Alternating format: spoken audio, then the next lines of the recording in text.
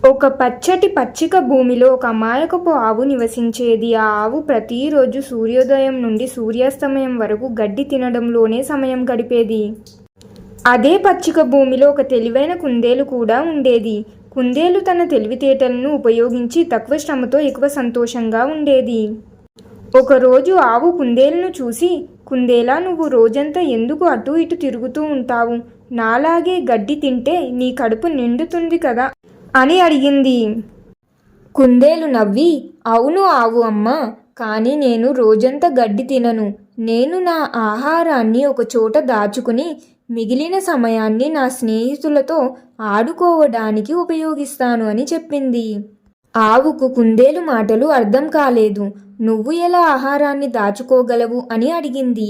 కుందేలు ఇలా చెప్పింది, నేను రోజులో కొంత సమయం గడ్డి తిని మిగిలిన సమయం నా కోసం ఒక గూడు తయారు చేసుకుంటాను. అందులో కొన్ని క్యారెట్లు, ఆకుకూరలు దాచుకుంటాను. నాకు ఆకలేసినప్పుడు ఆ గూడులో ఉన్న ఆహారం తింటాను అని చెప్పింది. ఆవు కుందేలు తెలివితేటలకు ఆశ్చర్యపోయింది. నువ్వు చాలా తెలివైన దానివి కుందేలా, నేను కూడా నీలాగే గడ్డిని ఒక చోట దాచుకుంటాను అని చెప్పింది. మరుసటి రోజు నుండి ఆవు కూడా కుందేలులాగే గడ్డిని దాచుకోవడం మొదలుపెట్టింది.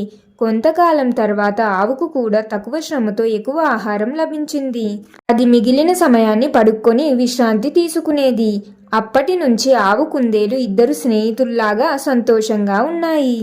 మోరల్ ఆఫ్ ద స్టోరీ, తెలివితేటలను ఉపయోగిస్తే మనం చేసే పనులను సులభంగా సమర్థవంతంగా పూర్తి చేయవచ్చు.